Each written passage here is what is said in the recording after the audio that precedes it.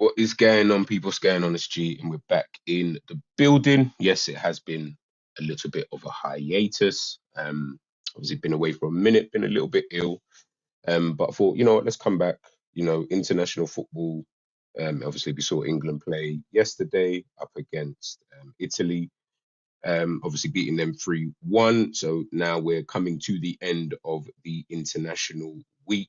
So Premier League football is soon back, and Liverpool obviously have got their first game up against Everton at the weekend. So that's going to be very, very interesting to see a 12:30 kickoff. I know a lot of people have had a lot to say in regards to that. Obviously, we'll touch upon that later on in the video. But I just wanted to take a little look back at the last month, back end of September, beginning of October, before the international break. Obviously, Liverpool playing around 7 games in their performances, who's kind of been the highlight during these performances, what we kind of think, or what I kind of think in regards to the performances, and obviously just looking forward, to be honest with you. We've had a decent month, if I'm being totally honest with you. It's been a decent month. Got quite a lot of victories within that. So yeah, just taking a look back at those performances, at those games. Where do we think we stand now, being in this position? Obviously, if you're watching this on the replay, please let me know in the comments what you guys think about Liverpool's last 3 performances. Top 4 race, obviously we're in that. We're 4th in the Premier League at this current moment in time. Are we then going to be, title challengers later on? Let me know, obviously, what you guys think in the comment section, and let's get into the video now.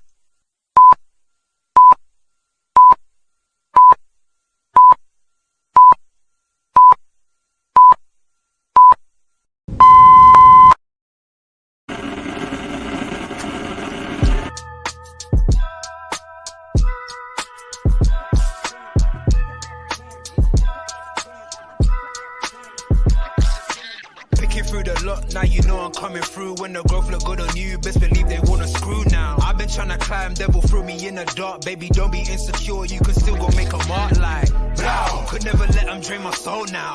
Blow. Table turning like doorknobs, wow. Blow. I think I'm about to set sail. I'm a walking, living legend, walking with my chest out. Life keep dealing me cards, I keep fitting in love.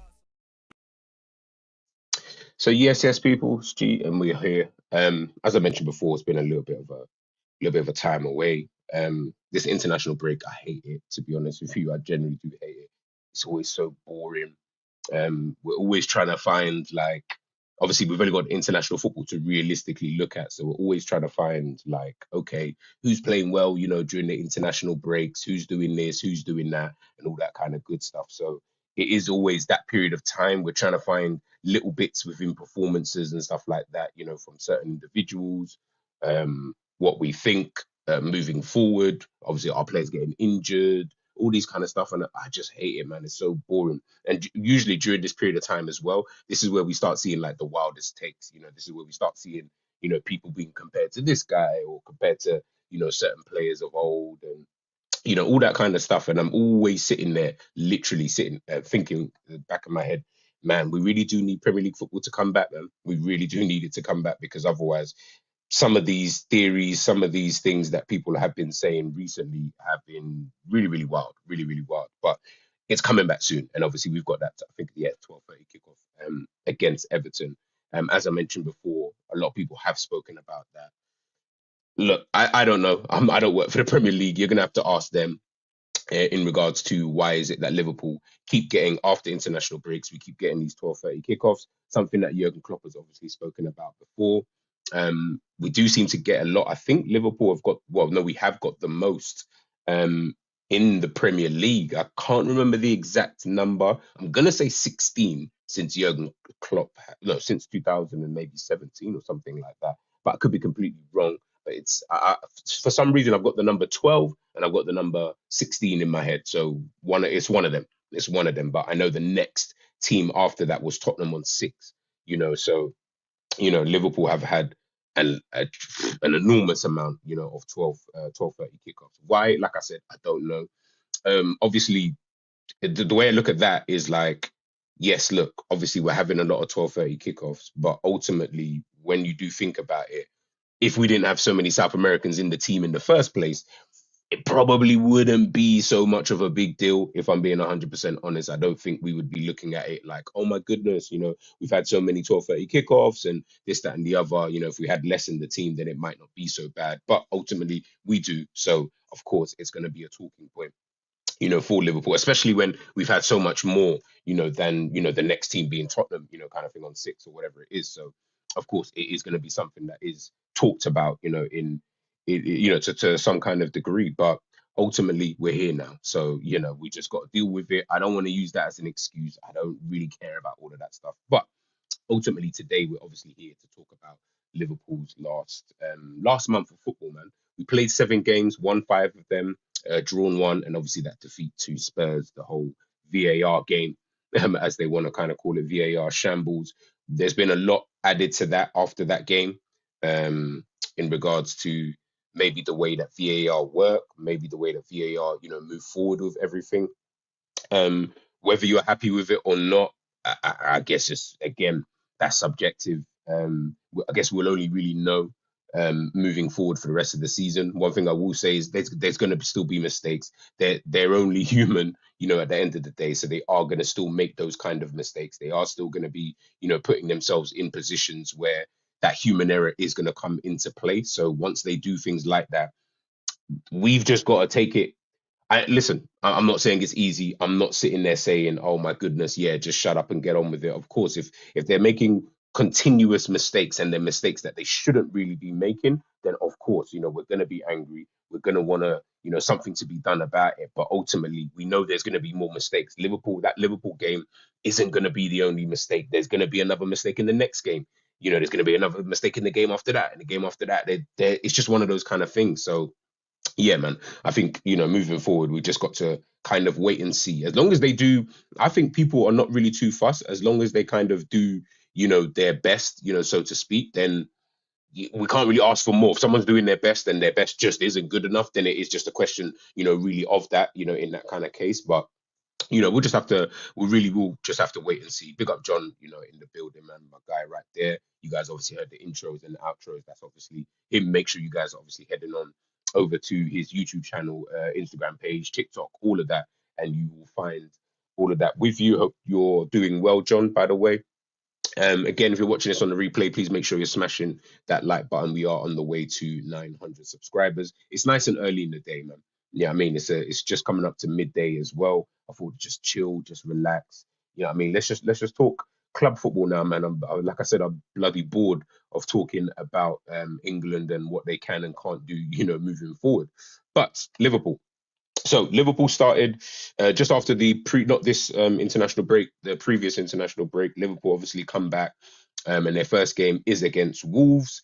That was it was a funny game. It was a very, very, very, very, very funny game. Obviously, Liverpool winning that game. I believe it was what, 3-1. I mean, we all saw that first half. We were really, really bad. In that first half. If I'm being totally honest with you, it wasn't really a first half where we would be proud of, and it's definitely not a first half that Jurgen Klopp, would have been proud of. But ultimately, we ended up getting that win. The second half performance, obviously, a lot better than that first. A few tweaks here, tactical and stuff like that. We was able to get the job done. I don't know what it was in that first half, if I'm being 100% honest with you.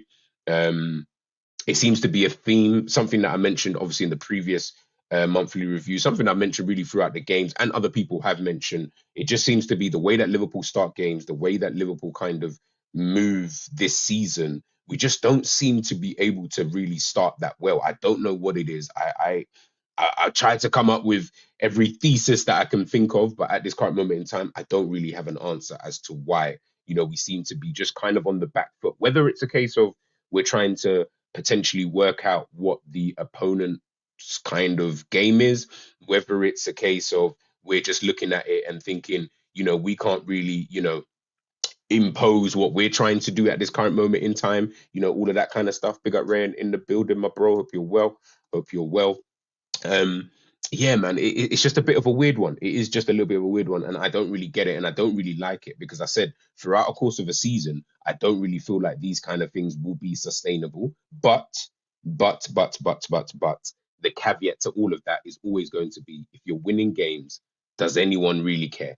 Do you know what I mean? Does anyone really care? Like, do you know what I mean? John, Ryan, do you guys really care? If Liverpool are winning games, but we're starting off shit kind of thing. Because if you are able to sustain that throughout a course of a season, then it's just like, cool. Do you know what I mean? That's just going to be the way, of the season. Obviously, injuries and all these other kind of things will start to come into play. But at this current moment in time, as I said, it's seemingly working for Liverpool. Obviously, I remember in that game, McAllister. I know I talk a lot about McAllister, and the reason why I don't want people to think that I don't like this guy. I think he's a very, very good player. I think he is a player that when I looked at, I was like, I'm still a little bit in terms of what I think he is in comparison or in regards to, where he can fit for Liverpool. But at the same time, I think there is a good player in there if used properly. But again, we'll obviously just have to wait and see. But obviously, him in that game got taken off at half time. Excuse me. I don't know really when it comes to him. If I'm being, 100% honest with you, I wouldn't say fear for him, but he does need to kind of up the performance levels. But at the same time, people keep saying he's playing in that six, he's not a six, he's not this, he's not that. Ultimately, this is the position that Klopp thinks he can play for the team at this current moment in time. So we can only judge it on what in the position that Jurgen Klopp's putting him in. Do you get what I'm trying to say? And if that's the position that he's putting McAllister in, it's because he feels that I'd rather put him in there, excuse me, than having someone like an Endo in there as an example, someone who's a bit more defensive minded, kind of thing. So if that's the case, then we are going to need to see, McAllister kind of buck up, in these kind of performances. Hopefully, as the season kind of goes on, we will obviously, in turn see that. But again, it is really just one of those wait and see, kind of things and one of those wait and see kind of situations. But, it is what it is. It is what it is. Anyway, Liverpool obviously get that win against Wolves. Even bloody Andy Robertson, scored a goal popping up on that. I think it was on that right hand side as well. You can see how happy and gassed everybody is because they're like, damn, what, you scored? All right, cool. Do you know what I mean? That tells you, the state of the game, in itself. So, yeah, man, we got the W in the end. We moved on to our midweek game. That was against Lask. An away game. Liverpool obviously donning that purple kit, I believe, for the first time. Another 3-1 victory up against Lask. I think Darwin Núñez obviously scored a penalty in that game. Again, that's one of those kind of games, European away game. I think, looking at the group and looking at the teams that are in the group, and I'll show you guys the league table in a second. But looking at that Europa League in a general sense, I am looking at it and thinking to myself, yeah, I mean, it should be comfortable, so to speak. We do make it for some weird reason when it comes to Liverpool. We do want to make things a tad bit hard for ourselves. Again, we went a goal down in that game first, conceding first. Obviously, a bit of a wonder strike, in that game. But again, just looking a little bit off it, and then we come into our own, in that second half. I believe Dominic Szoboszlai came on in that second half and just kind of perked things up a little bit. Again, I don't know, man. I really don't have the answers, as to why Liverpool have to start these games, like this. But, it is what it is. We are where we are kind of thing at this moment in time. And it's still early on in the season as well. I mean, I'd be more concerned if this was like December, which is in a couple of months. And, we're still kind of performing the way that we're performing, leaking goals, conceding every single game and stuff like that. Like at some point, I would think, I don't know, but I would think that would start to, knock some kind of confidence. And big up Ryan here, obviously talking about put Rodri or Declan Rice in our team who win the title. Maybe, maybe not. I don't feel like that would be enough. I don't feel like it's more. I'm not saying you obviously Rodri being the best defensive midfielder in the world, in my opinion, at this moment in time. I'm not saying that putting someone like Rodri into the team wouldn't necessarily work, but it will always still come down to tactically in terms of how we do set up anyway. Do you know what I mean? Because I still feel that even with the players that we have got at the moment, that Liverpool still should be defensively better than they actually are in terms of the build-up play, second phase, in that attacking phase, whatever. I still think that we could be a little bit better, than we currently are at this moment in time. I'm not, again, like I said, I'm not saying that if you don't put these guys in, we would be naturally better. Of course we would, because they are obviously really, really good players, players who are playing at the top of their game at the moment. But I'd still think it would be a tactical thing that we would definitely, need to kind of look at. So yeah, it would be a catch-22. It would be a catch-22. We'd have to wait and see until we do get in someone who is, pretty good in that position. I know a lot of people have spoken about Andre Trindade, Fluminense midfielder. Again, he kind of falls into that same kind of bracket where I'm like, I mean, he's okay. He looks okay. How he would fit into Liverpool, I don't really know. But at the same time, I still think it would need to be set up for him. Well, we would need to set up tactically a lot better in that sense, because going forward, they're really good. But just in that defensive transition, we would still need to be a little bit better in order to really get the best out of these kind of players in those kind of specific positions that we're talking about in that, obviously for Liverpool, in that sixth position. So that's where I would be looking at it and still thinking to myself, I would need to see. I would need to see. If I just quickly share my screen, just give me.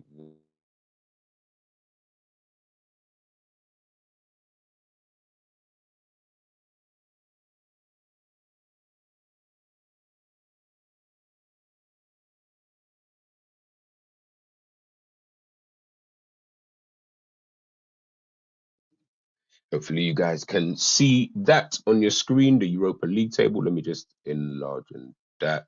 Pause for you guys here. Boom, boom, boom. So obviously just talking about the last game just a minute ago. Obviously, look, top of the group, Toulouse in second, Uni SG third, and Lask obviously bottom of that group. Like I said, man, I think it should be comfortable for Liverpool moving forward. I don't feel and envisage that we should have too many issues trying to navigate, out of this group. Just bear with me 1 second.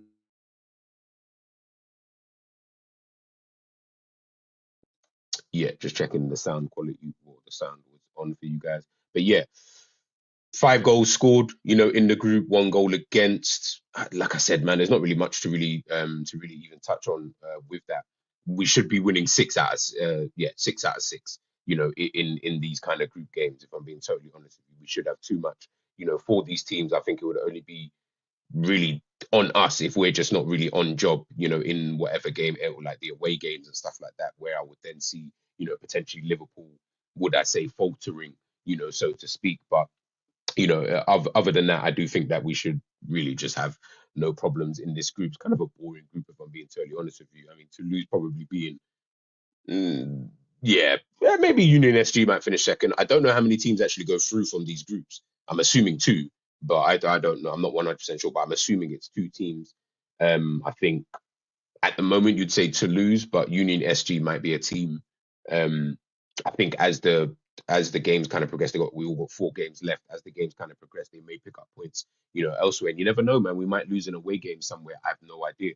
We just have to make sure that we don't, and we can qualify quickly as possible, because then we can really just kind of really start playing, reserve players or whatever, just players who haven't played in a little while, and we can relax a little bit, and then the results don't really even matter, so to speak, in regards to then our next game and things like that. So hopefully we can obviously get to that stage, but that's obviously looking, at the league table at this current moment in time. If you take a look, next game after that was up against West Ham Darweezy. Oh, God, that sounds so cringe to even say, but yeah. Um, 3-1 victory. Again, this is the game that Mikel Antonio was talking the hardest, but he really could not back it up. Pause in the game. Again, in the end, another comfortable victory. But again, I think we went 1-0 up in this game, and then Jared Bowen with a really, really good header to make it 1-1. I believe just before half time. And then in that second half, we kind of just took over. In that game, I do remember Lucas Paqueta, playing really, really well, in that game. So, it was something to think about. It was something to think about, because I did think that West Ham did have a couple of chances, I believe, just before we actually scored the first goal. They had a couple of chances, and this is where I keep looking at. I don't want to. I don't want to focus on that negativity. Of course not, because ultimately we're winning games, and it's kind of a good moment, really and truly, to be a Liverpool fan, right about now, because we're winning games, and we're winning games. Would I say somewhat comfortably, kind of thing. In the end, 3-1s here and, stuff like that. But you're always watching these games, and it never looks fully like, I'm not saying, of course, it's a game of football. Anyone can win, anyone can lose, anyone can draw, whatever the case may be. But you're watching us play, I'm finding it difficult to really look at it and say, yeah, we look comfortable, man. We look good. You know what I mean? We look all right, blah, blah, blah, this and blah, blah, blah. That it does always look like, ooh, do you know what I mean? It's going to be, do you know what I mean? It's going to be a little bit of a problem if they score those chances, like we saw in the Wolves game, like we saw um, in other games that we've played this season. You're just looking at it and thinking, eesh, you know what I mean? Just settle a little bit. You know what I mean? All right, we got away with that one there. Or Alisson's had to pull off an absolute worldie. We remember the game against Newcastle, that Almiron shot. You know, Jesus Christ, just that save itself was worth the 3 points alone. Do you get what I mean? But you know, not I'm not saying not every goalkeeper, but most goalkeepers ain't saving that. That's going in. Do you get what I'm trying to say? And you know, it changes the dynamics of the game, kind of thing for me anyway. So again, I'm looking at that West Ham game, and it was a little bit like that in terms of, oh, okay. But we then ended up getting kind of a foothold, you know, in that second half. I think was that the game? Did anyone get sent off in that game? No. McAllister got sent off in that Aston Villa game. I'm so used to Liverpool, you know, having players sent off in games, like I'm starting to mix and mesh, you know, the two. But we ended up getting the victory, comfortable in the end, and obviously we move on, you know, to our next game. Big up everyone who's rocking with me in the chat. Please make sure you like in. Please make sure you share, and please make sure you do subscribe. Big up the Bayesian Reds TV. Mornings to yourself as well. Coming up to midday. Make sure you guys obviously head on over to their channel as well. Make sure you're smashing that subscribe button if you haven't done so already. Rayan saying here, our attack for me, the best in the league. Midfield, all we need is a DM. We have the eights. We've got good defenders still, and the best keeper in the world. Excuse me. The attack, in terms of depth, you could say yes, but when you go player for player, I feel like there's conversations to be had there. When you look at it a bit more deeply in that kind of sense. I think depth wise, of course, I don't think there is no depth in the Premier League that could kind of match it. But when I'm looking at the players as individuals, I am a little bit like, do you know what I mean? Like if you had to put Liverpool's best front three out, I don't know, man. I don't know. I feel like we'd end up just being on par with like an Arsenal or like Man City kind of really play one up top, but Arsenal probably be the one that I'm looking at. Obviously, Salah being Salah, he overtakes anything. But then striker and left wingers, I don't know, man. There's a conversation to be had, in my personal opinion. Midfield, yeah, we got the eights. I still think that's a conversation to be had there in regards to that midfield. Defenders, Van Dijk, Trent. Goalkeeper's not a competition, by the way. Yeah, that one I'm not even going to debate. I'm just trying to think of the defenders. I feel like defenders again I feel like it's a conversation to be had. I feel like we'd still be having a conversation because I would take Saliba at this moment in time over any bar Van Dijk, over any of the other centre backs, Konate, Gomez, Matip. I would take Saliba over him. Left back, Robbo. Maybe, yeah, Robbo. Maybe I can't think off the top of my head of the other left backs that are really out there. Right back, I'd still take Kyle Walker. I would still prefer in that sense. But that's only if I'm just talking, and even Kieran Trippier, you know, is performing really, really well, you know, this season. I'm just trying to think. Obviously, I know I'm not forgetting Trent, but with his kind of positioning, is he a midfielder? Is he a defender? Trent and Kyle Walker. Yeah, I like you can toss between the two. Do you know what I mean? Whichever one you kind of, you know what I mean, want to think.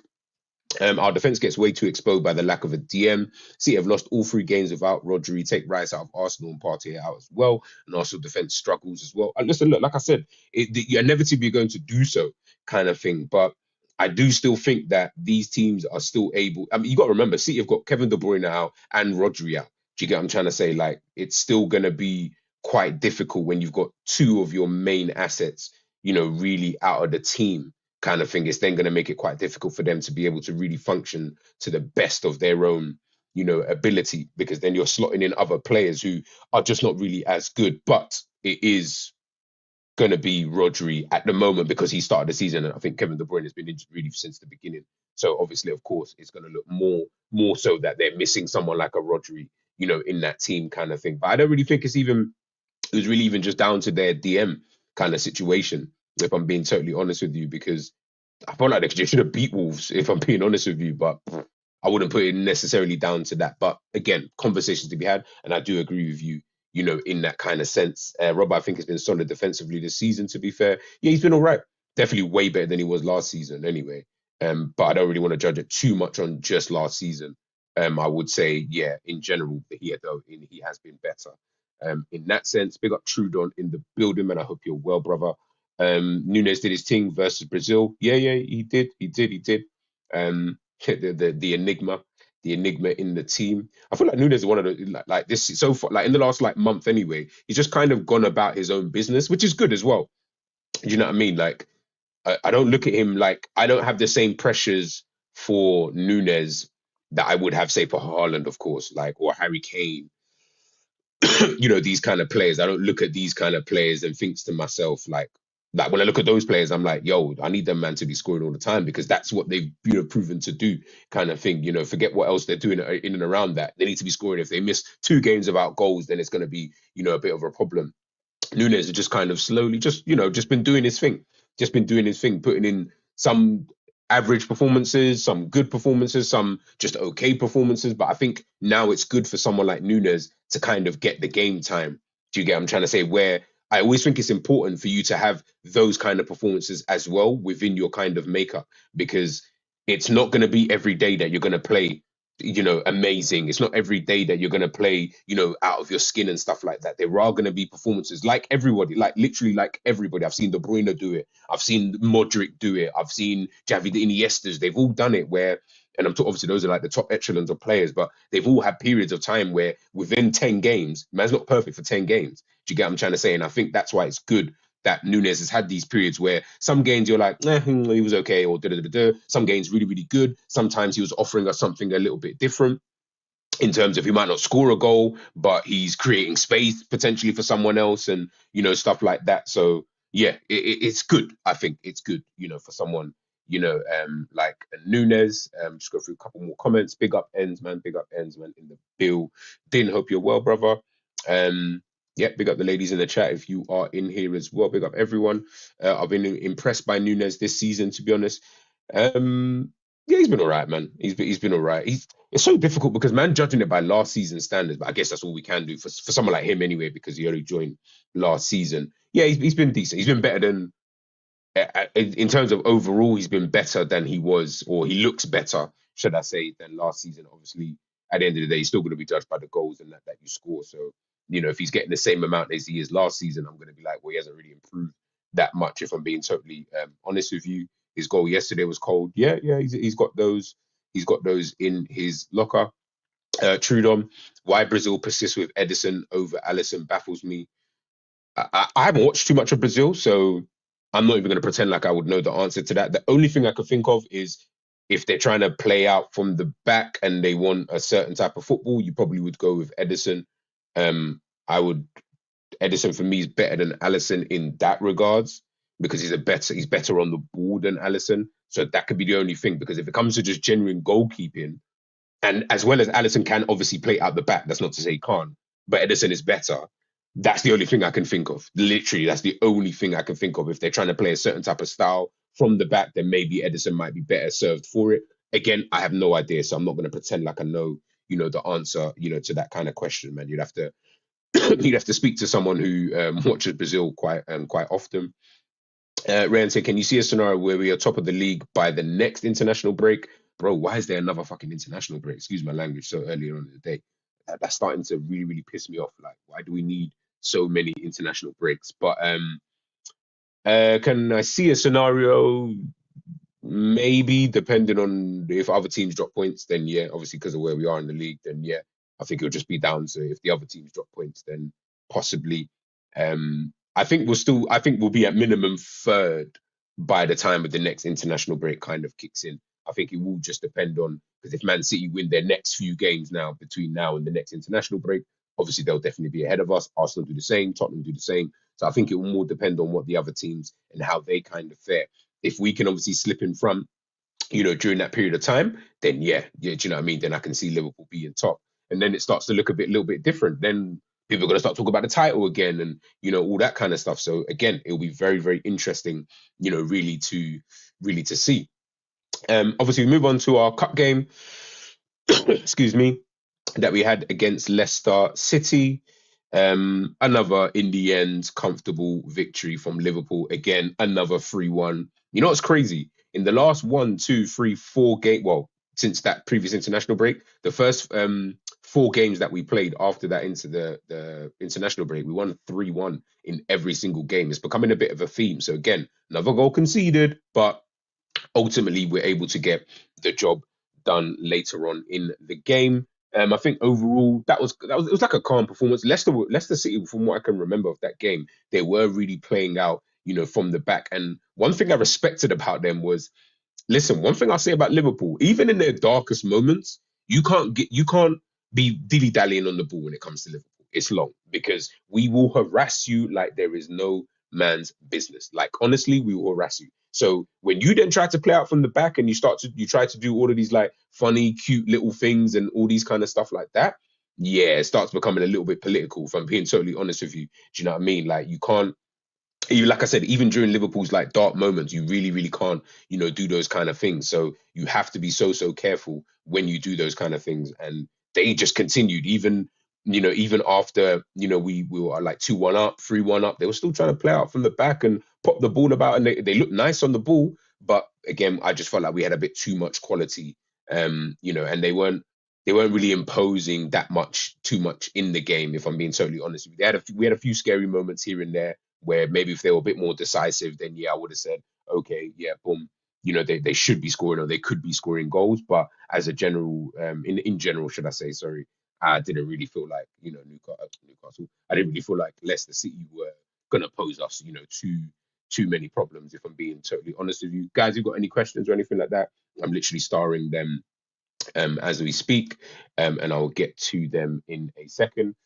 So we go to our next game after the Leicester City game, and you already know what's coming up, and that is the 2-1 defeat. Now, I don't want to go too, too deep into this performance because it's been spoken about 101 times. Everyone's going in on it, and we've spoken about the VAR. I mentioned it obviously at the beginning, of this video in regards to the VAR and stuff like that. Look, it is what it is. It happened. Yeah, it's one of those ones. Like it happened. We all know Wagwan in the game in a general sense. Obviously, Luis Diaz having a goal disallowed, blah blah blah. But ultimately, we lost the game 2-1. It was solid in terms of defensively, and we were really, really solid. I felt like Tottenham just ran out of ideas in a general sense. Like they just looked like they didn't really know. But again, at the same time, it is going to be difficult to come up against 9 men. After Curtis Jones and Diogo Jota obviously getting themselves sent off, it's going to be difficult to face 9 men because then they become very, very compact. And really, the only way you are going to beat them is praying, like the goal that we conceded at the end there. It is praying for those kind of things, to happen. So yeah, for me, when I think about that game and whatnot, we can talk about it, whatever, but ultimately at the end of the game, come the end of the season, that's going to go down as a defeat regardless. So that's just how I looked at it in a general sense. But defensively, for me, anyway, as an overall as well, that game, I did feel like that was probably the best game I've seen from Liverpool because it required a certain amount of a high amount of discipline. It required, I wouldn't even say tactically or anything like that. It was just really about being disciplined within the game. Everybody really understanding, look, the situation, this is what we're in right now, feels like the world's against us, blah, blah, blah.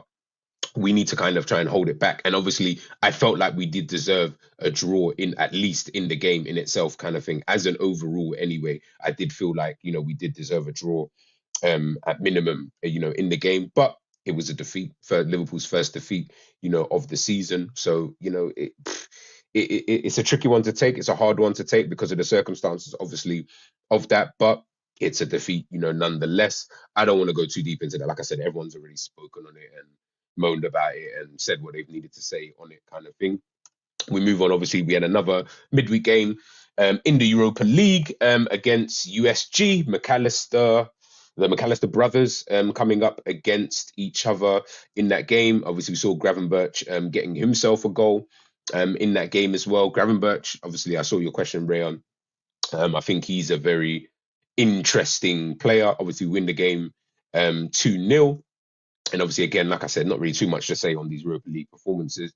They're going to be slow. I guess you don't really care because all you really are looking for is just being able to get through, the group stages and stuff like that. So it is going to be one of those kind of things where you're just like, you know what, let's just qualify as quickly as possible. And I guess, as we keep saying, we'll save it for tomorrow. It's a bit like, when you start when you start going to the gym and then maybe you might have that bit of a lull or that bit of a period of time where you're kind of like, I'll go tomorrow. But then does tomorrow ever come? For some people, it doesn't. So hopefully I'm open for us. Tomorrow does come. And then we start after this international break, especially, we really do start to kick on in terms of the performances, that we're kind of putting in. And then obviously things will eventually get better in terms of performances. And I think we'll start to see it more evident as the season kind of progresses as to how good Liverpool can and will be, moving forward. Thoughts on Gravenberch? Like I said, yeah, I think he's an interesting one. I think he's got the. It's almost what I'm looking. I'm kind of getting and kind of seeing, so to speak. When Klopp gets a hold of a player, unless it's Dominic Szoboszlai, but most players that he's kind of got a hold on and tried to say, all right, like Luis Diaz is one I think of, Thiago being another one. Those are the two like standout ones. Harvey Elliott actually another one. Curtis Jones. When I think about those kind of players, when he gets a hold of you, you almost don't see the player that you thought you're always going to see, and it then depends on whether that player is able to adapt to what Jurgen Klopp is actually asking of them. Whether that player is able to adapt to the system, style of play, to the Premier League, and all these kind of various different things. And that's something that I feel like I'm seeing quite a lot. At the moment, I don't think Jurgen Klopp's really got a hold of Gravenberch. That's why I think we're seeing such a good version of Gravenberch.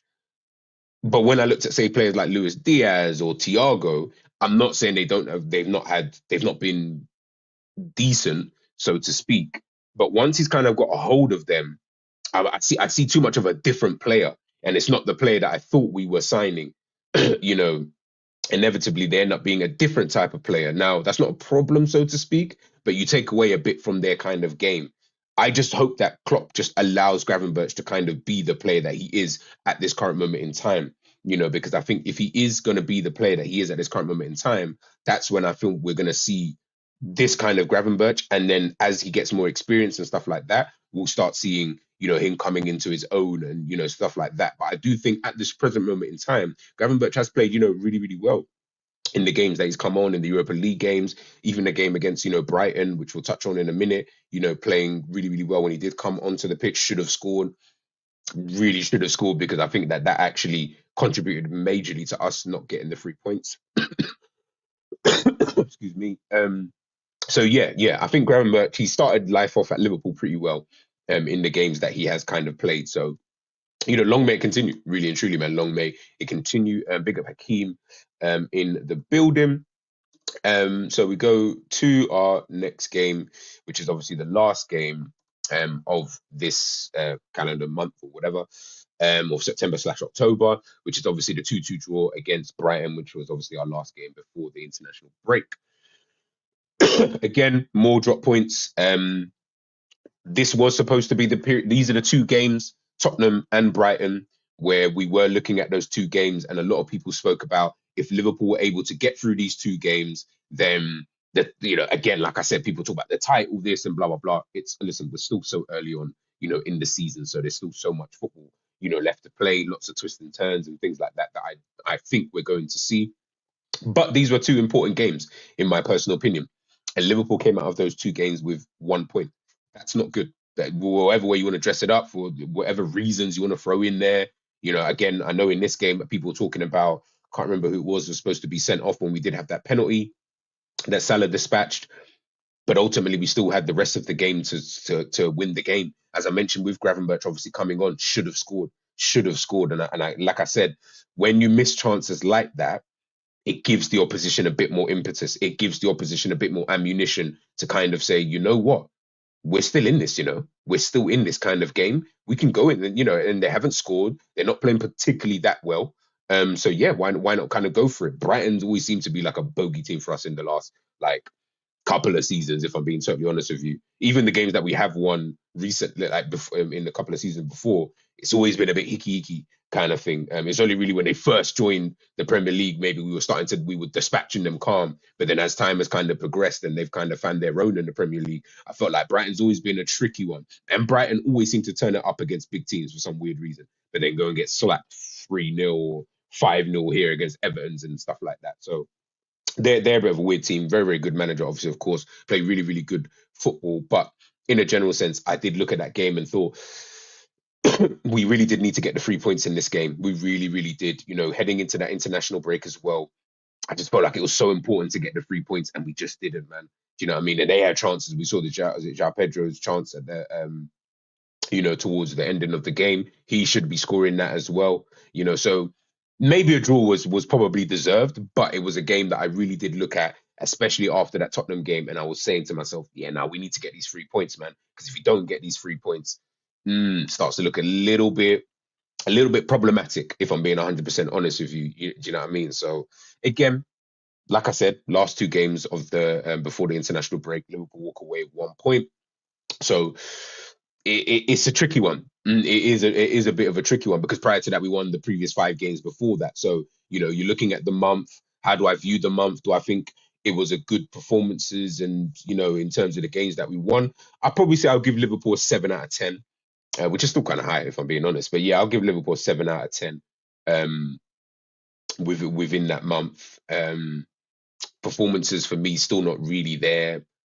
But again, we won 5 games in that period of time. Obviously, drew 1, lost 1.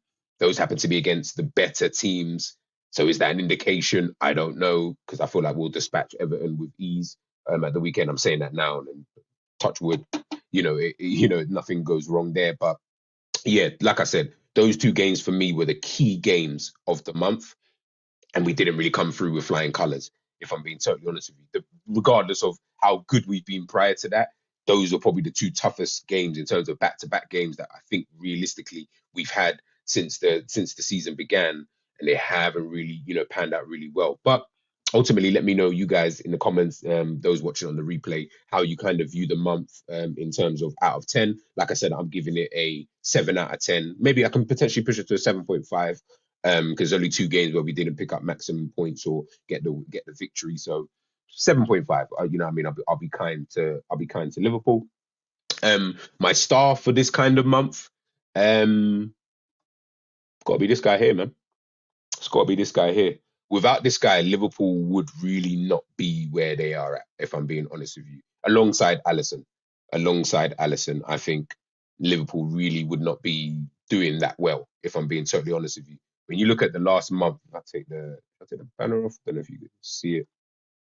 If you look at the last series of games that Mo Salah has had, Wolves gets himself 2 assists, Last then gets himself a goal, West Ham gets himself a goal, Tottenham game, the USG game, obviously those 2 games didn't get anything in those games. But then you look at the Brighton game, getting himself 2 goals again in that game. This guy, has been, I don't even know, man. Honestly, I don't really even know when it comes to Mo Salah, because I just feel like without him, Liverpool just wouldn't be the type of team that, I know we look at Liverpool's attack and we're always saying, oh yeah, Liverpool's attack is amazing, it's this, that, and the other. He is literally like 80% of the reason why this attack looks the way it does, if I'm being super honest with you. Because if you took him out of the attack, you take this out of Liverpool's team, 10 games, 6 goals, 4 assists. That's 10 and 10 in terms of goals and assists this season. Take that out of Liverpool, where would we even be at? Do you know what I mean? Like, where would we even be at? Do you get what I'm trying to say? And that's why I look at Mo Salah and I'm just like, whew, boy, I honestly don't know. Like, I know we spoke a lot about the summer, getting rid of him and stuff like that. I just didn't think he'd be this important to Liverpool. I thought we'd be able to, I'm not saying function without him, so to speak, but more the rest of the attack would still be looking calm. I don't feel like they look calm when Mo Salah's not really there. Do you get what I'm saying? I don't feel like we look that comfortable if he's not there, kind of thing. I feel like we lack just a little bit of impetus when Mo Salah isn't really on the pitch. Again, Mo Salah's a world-class player, so that is totally understandable. But again, where Mo Salah, and I think I was having conversation with Jerry about this in regards to Jerry and Ram, in regards to Mo Salah and about his importance to the team. And before he was playing with two other world class players in Firmino and Mane. Now he's not playing with any world class players in the attack. Do you get what I'm trying to say? And in fact, he's not playing with any world class players in both attack and midfield, like nobody. So then it's a bit different now.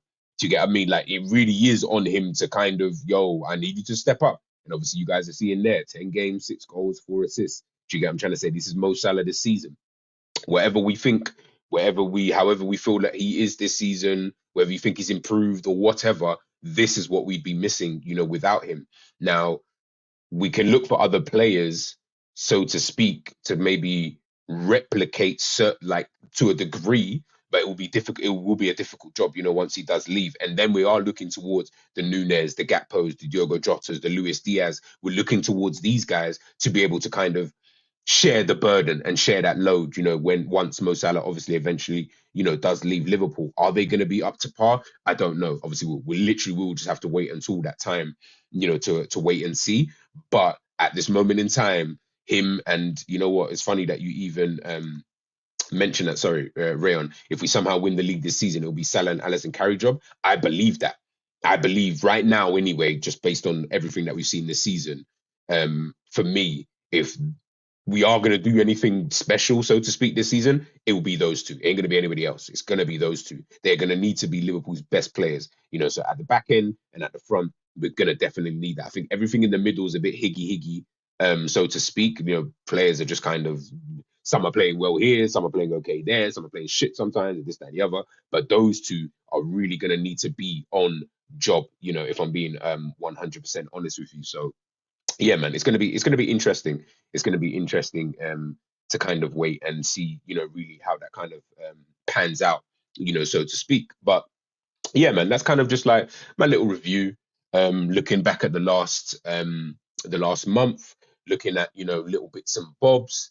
Again, like I said, there's more to be desired from Liverpool. Hopefully, we will get back to just looking comfortable at least. I don't care if we only win games 1-0 or 2-0, but we just got to look a lot more comfortable than we are, in my opinion, currently now. But hopefully, after this international breaks, obviously, I don't know, Jerry probably do a show or anybody else, you'll probably see maybe if there's a couple injuries and stuff like that. I don't know how we're looking in regards to the Everton game at the weekend in terms of who's coming back, who's available, and this, that, and the other. It's going to be interesting to see, how we take these next few games, because on paper, this next few games that Liverpool actually have got, if I'm being 100% honest with you, they really do look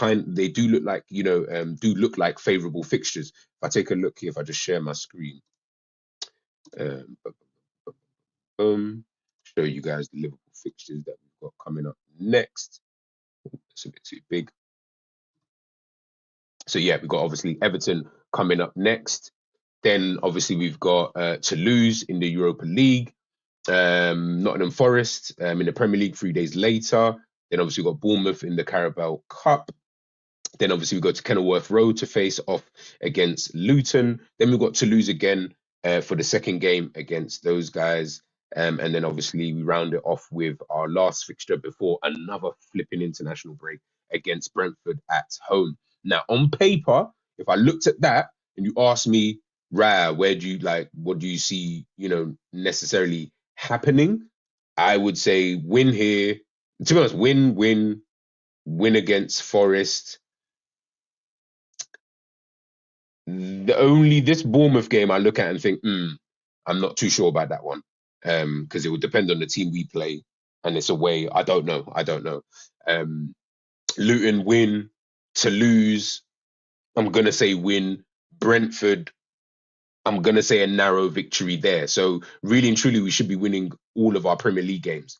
Do you get what I'm trying to say? And then obviously we can come back and then we've got Manchester bloody City, 12:30 kickoff again. But I just think it's on paper it looks calm, but we already know the game is not played on paper. Let's be real, the game is not played on paper. So we do have to kind of just tread lightly with that. Do you get what I'm trying to say? Let's just take each game as it comes. Everton next, cool. Let's beat them. Then our next game. Then our next game. Then our next game. Then our next game. See where we're at come the end of that. And then again, like I said, hopefully throughout that period of time, that's when the performances obviously, will inevitably, start getting better. I actually think Forest is the dangerous one, to be honest, in the league. And that's what I'm thinking as well. That's what I'm slightly thinking that as well. Like Brentford and Forest are like, again, on paper, you beat them, blah, blah, blah, but we know what they're like. We know what they're about. Do you get what I'm trying to say? We know it could be a little bit of a tricky one. So I hear what you're saying, Ryan. I can't even lie. I hear what you're saying. We literally just have to wait until, that game. Pick up Angel in the building. Why Brazil don't play Paqueta is a madness. Diaz was good last night, but missed the pen. Diaz was okay last night. I don't think he was all that. I think he was okay. Should have, missed the penalty. And this is what I'm saying about international football. We end up watching it, trying to take bits from it. And I'm always like, forget the international scene, man. I don't care about that. Like, honestly, I've watched too much international football to see that not everyone's going to replicate both anyway for both. Because the way that Diaz plays for Colombia is definitely not the way he can play for Liverpool. That's a myth. That could never happen because you don't play that way. Do you get what I'm saying? He has way more creative license, way more freedom, for the Colombian team, as opposed to here, he doesn't have any of that. So we see flashes of it. We see bits of it we know what he can do, but we're not able to really see that to full effect because of the way, that we kind of play. So that's why I'm always a little bit like, and why Brazil don't listen. Brazil or Brazil, man. Like, they're so weird. They're just weird. They're honestly genuinely just weird in terms of some of the players that they do play. I mean, even Vinicius playing for Brazil. How many good games has Vinicius had for Brazil? Let's keep it real. He's one of the best wingers in the world. But how many games realistically could we sit here all now and say, oh, Vinicius has played, I think he's played like over 20 odd appearances for Brazil. Barely any good games in there. I'll be so real. He's kind of flat to the sea for Brazil. Do you get what I'm trying to say? Neymar got himself injured now. God knows what happens with him. Like, Brazil are a weird team, man. They're honestly just like a weird team. So, it is what it is. And when Nini isn't available for the games against us, I think, so guess we'll probably be starting up front so guess who will probably be starting up front for Forest? Who will be starting up front for Forest? I didn't know Nini wouldn't be available. I thought he would be, but if he's not, that's a good thing because he would be a massive problem. Yeah, I mean, strength wise, he's good. Do you know what I mean? When it comes up against him, against Virgil and all of that, he's good. He's fully good. Virgil, Kanate, he can handle those two when it comes to strength wise, and he's got pace. Yeah, I mean, he's one of those strong runners. Do you get what I'm trying to say? So, we just have to. We'll wait and see. When it comes to that part. Anyway, thing is, I don't worry too much with us against the bottom half sides. To be honest, I think we now have too much ability to beat them. I agree, we do. We do have the ability to kind of beat these teams. So it probably will look ugly, but ultimately, I think we will obviously get the victory. Should I say? Sorry, in the end. My worries against teams for the European spots up. Yep. It's funny because usually for us, it's always the other way around. Yeah, other way around, kind of, where we kind of dump on these other teams, but then, like, no, sorry, we beat the top teams, should I say? Sorry, and then when we do come up against these bottom half teams, we seem to just struggle a little bit. I don't really understand why. I don't really get, like, we'll beat a Manchester City, we can beat the Spurs, an Arsenal, a Man United, well, I was gonna say Brighton, but let me leave them out of this conversation. Chelsea, we'll beat these kind of teams, but then coming up against flipping Brentford away, you're just like, Jesus Christ, like, it's a problem. I'm like, I don't understand, why it's so much of an issue, but it is what it is. Neymar needs to retire. He's already the top goal scorer, right? He's top goal scorer for Brazil at the moment, I swear. If he's not, then he ain't going to retire until he does that. If he is, then I agree. Yeah, I think it's about time. Someone like him. Yeah, we'll have a conversation about Neymar, when the time is right. He's played 25 times. Yeah, I thought so. He's been dead, in my opinion, man. He's been a bit dead. Origi. Yeah, Liverpool losing the game, man. I'm not even going to speak on that guy. He's going to come back to haunt me for all the stuff I ever said about him. Big up Honesty in the building, man. I hope you are well, my brother. Hate him or love him, but Darwin is cooking another goal and assist for Uruguay. He's convinced is high, and he is at the age that he will come into his own. I mean, it's about flipping time. I mean, was he like 24? It's about time that he starts to come into his own. Let's see how he goes, man. Let's see how he goes. He hasn't really had too much to, would I say, I was going to say he hasn't had too much to really criticize, but yeah, I feel like he should be scoring a bit more with the chances that he's had. But it's not like it was last season where I'm like, Jesus Christ, I had zero confidence in him scoring goals. And if he did score, I was more shocked at that than anything else. Whereas this season, I'm a little bit more confident in him scoring goals. And his overall kind of play is getting, a lot better. I just hope this isn't one of those, like, I mean, I don't know because the season's only just started. I just don't want it to be a thing of where like, oh, next season's Darwin season. Like, I don't want to keep doing that. Yeah, I mean, there's only so much you can keep doing that with players where, oh no, it's next season. Because then there'll be 3 seasons that entering into his third season where we're looking at him thinking, yeah, boom, now, this, that, and the other, kind of thing. Whereas other teams have got players who are doing the business today. Do you know what I mean? We haven't really got time. That's one thing I will say is that we don't have time to keep waiting for this amount of players to just keep getting better in 2 to 3 to 4 years' time. Do you get what I'm trying to say? We all talk about Ben Doak as an example, and it's like, yeah, well, he's not going to be ready for like another 3 years anyway, kind of thing, in terms of at this kind of level on his current trajectory. We talk about Darwin Núñez. It's going to have been 2 seasons/3 seasons before we're talking about him being ready. Luis Diaz, we're like, oh, it's going to take 2 seasons. Yeah, that injury, blah, blah, okay, fair enough, kind of thing. Gakpo, let's give him until the end of this season. Next season should be his seat. I don't want too many players like this. Do you know what I'm trying to say? Because I just don't think that a team trying to win as much as we are hoping we can win can have this amount of players who are, yeah, give them 2 years. You can have some, of course you can. You can have some players within that, but then you need to have them dotted around other players who are already ready. So that's why we're lucky to have the Mo Salahs, the Van Dijks, the Allisons, the Trents, and the Robos in the team, where it's like, yeah, they're kind of ready now.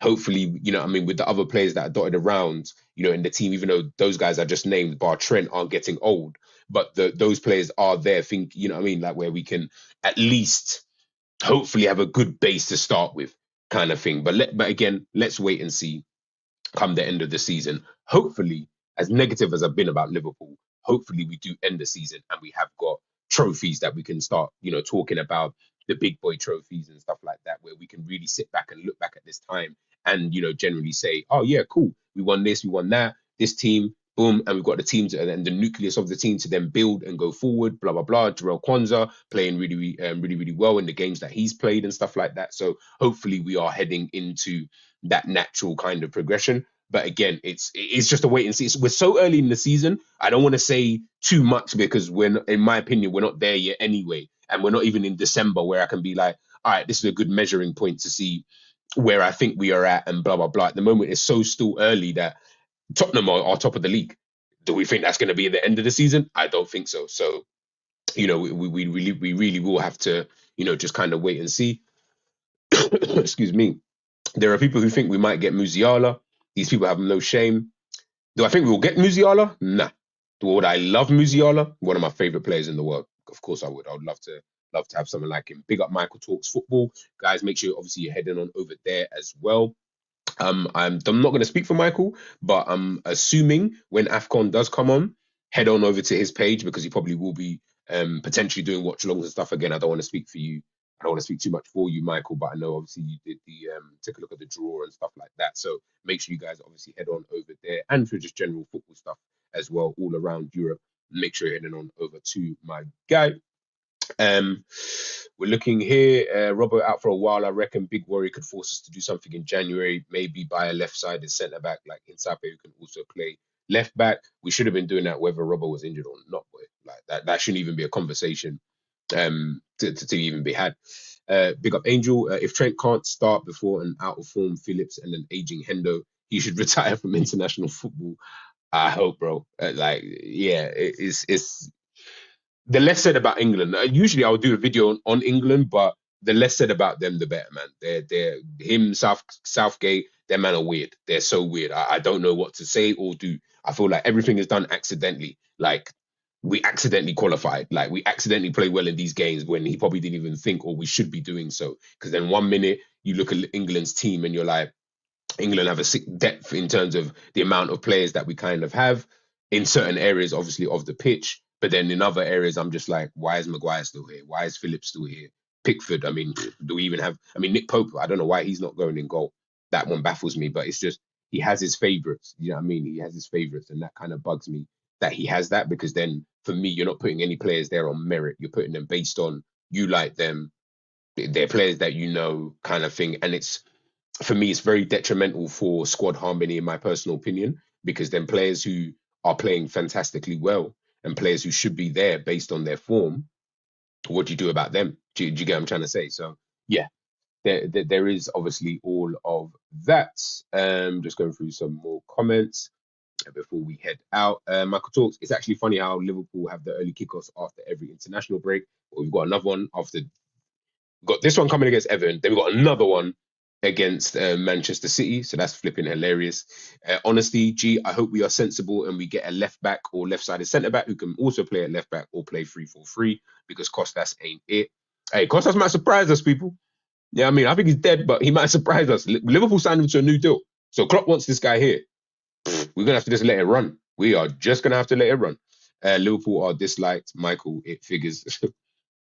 Imagine how James Ward-Prowse is feeling seeing dead players like Hendo and Phillips playing, and he can't even get a sniff. This is what I'm saying. This is what I'm saying. It's just weird to me to get like, and the problem that you're going to have with this, I'm not saying you chop and change, by the way, all the time. I wouldn't mind if Phillips and Maguire were in the team, but they were playing for their respective clubs, but they just weren't playing that well. I wouldn't mind you being in the team, because then I would say they're playing games, they've had all right games here, they've been there. That's not a problem.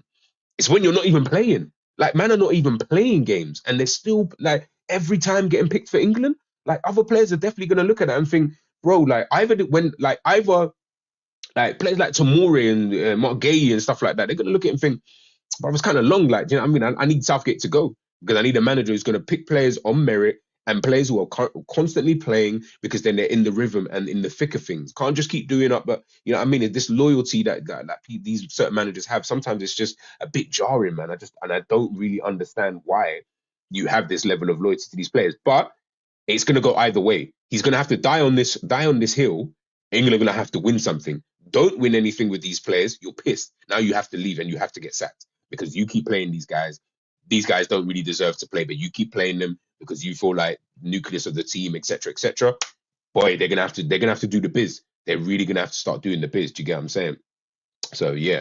And last comment here, we might get away with playing Simicast in the next few games, but imagine when we come up against City with no DM and Simicast at left back, they'll have Rodri back by then. When's Kevin De Bruyne back? That's another thing. I ain't seen that brother for a little while. Could be problematic, man. It's away at the Etihad as well, so that's gonna be tricky. That's gonna be tricky. We'll worry about that come later on. I watched Inacio the other day. The man is the real deal. His passing is insane. I like Inacio. Just depends on how Klopp would use him, because, and Michael, you'll be able to tell me actually, is he as athletic as Robertson? Because if he's not, or if you say no, then it will be a case of, will he then be able to do the same job that a Robertson can do? If you do say no, do you then think it's a case of he'll almost be like what Simicast brings you to the team, but just a way better version of that? Then I think, yeah, we can live with it. I think, yeah, then we can live with it. KDB back for December. Yeah, after December. Okay, so December. All right, so we don't have to worry about KDB anytime soon. So he's not a left back. He's obviously a left-sided centre back. But this is what I'm saying. So this is why I'm like, if you get him in, if we signed him as an example for those who want to sign him, and I'm not adverse to signing Inacio, I think he's a really good player. I only ever wanted to sign him if Liverpool were going to play three at the back.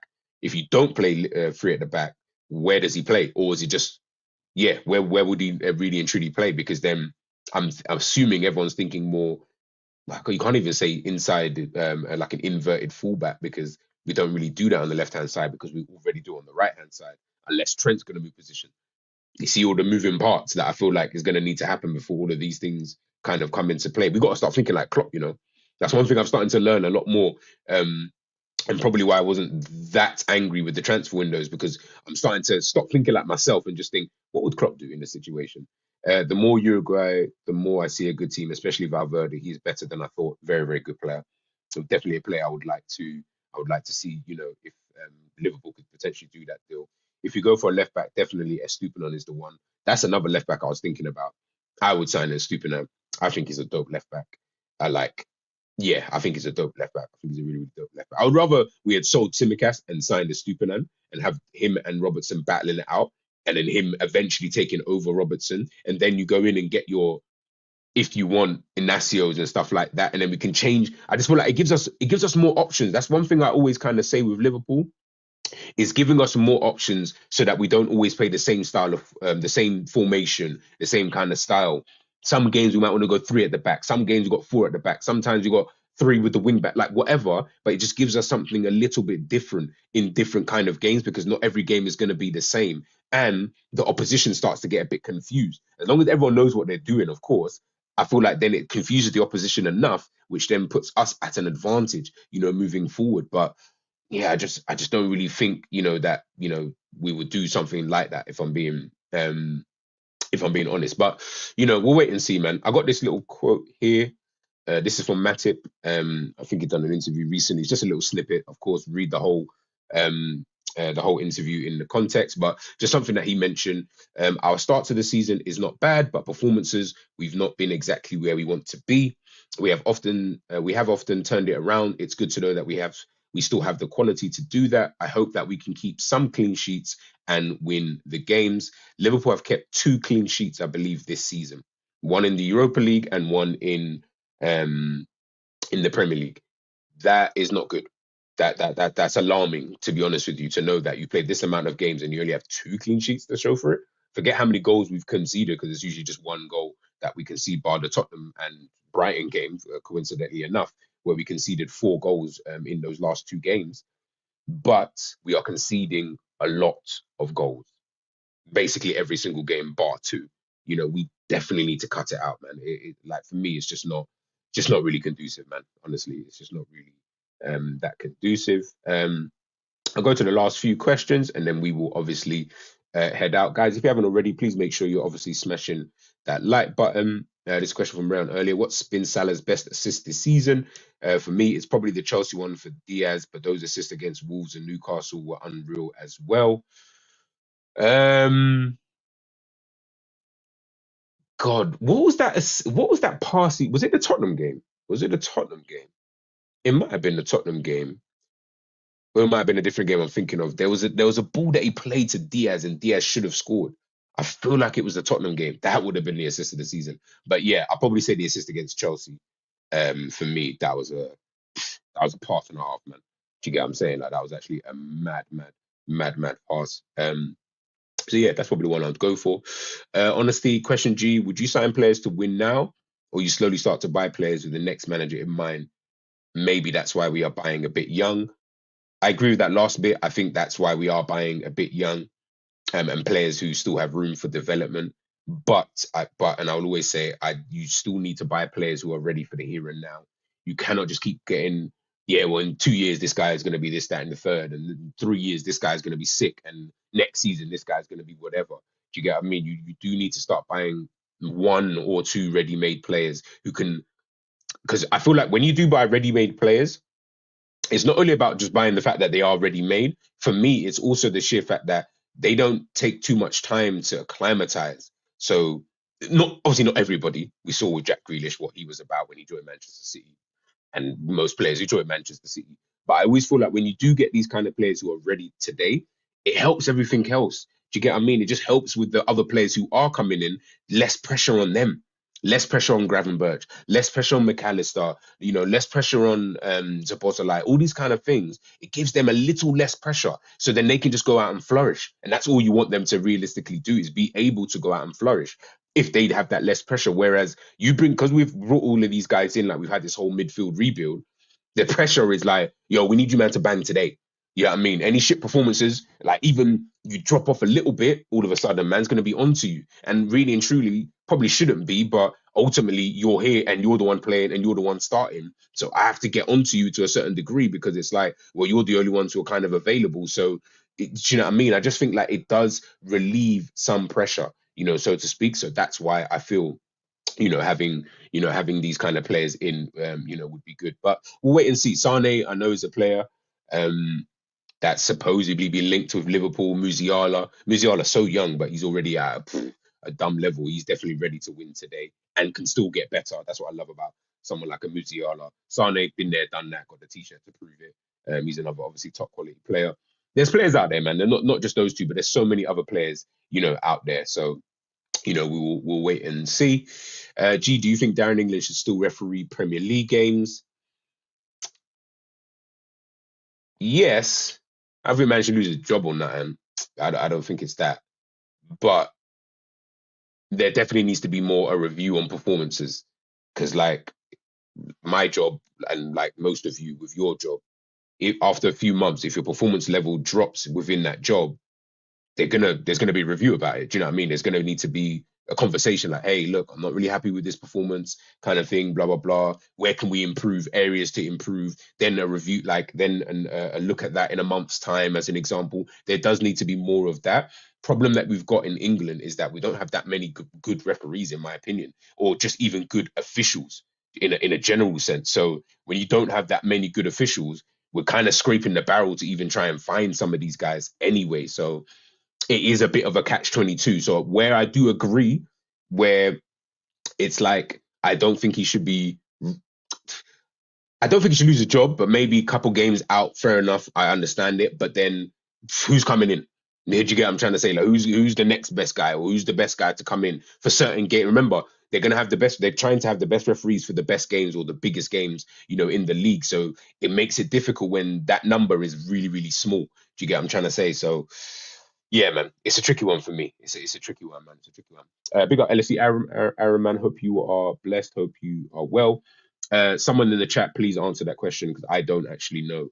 I'm gonna do some research over the next couple of days. I haven't really looked at anything in regards to Robbo, whether he needs surgery or not. When do we think he's going to be back, or anything like that? So if anyone in the chat can obviously help out.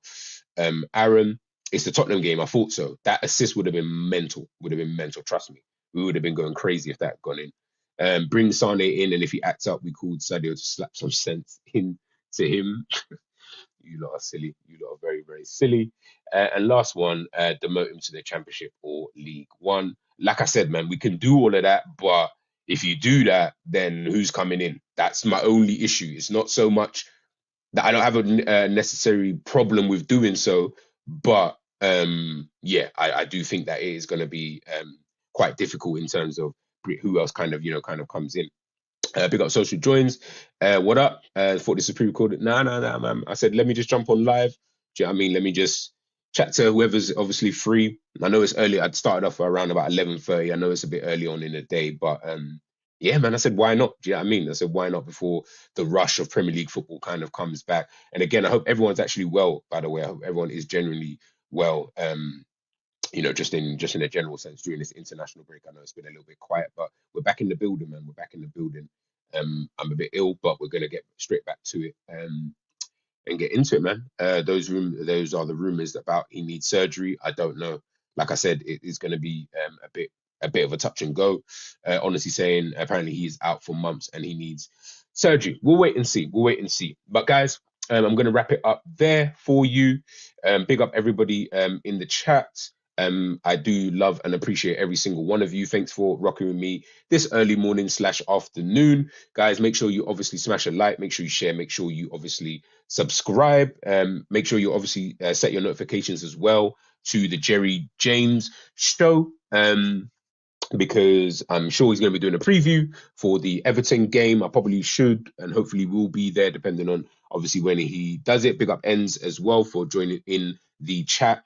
Make sure you obviously head on over to his channel as well for all the good stuff coming up. Big up everyone on the team over there as well. And again, like I said, man, love and appreciate every single one of you. We're back in the bloody building with more videos. Going to do some more lives. Probably going to do it around about these kind of times as well. So excuse me, 11:30, 12 o'clock, midday. Just chat, man. Just chat. Yeah, I mean, yeah, and any questions, anything like that. If you guys, obviously, my links are in the descriptions anyway. If you ever want to drop me a message, anything to talk about, whatever, please just give me a shout and we can obviously get right to it. Make sure you smash a like, make sure you share, make sure you subscribe. Peace.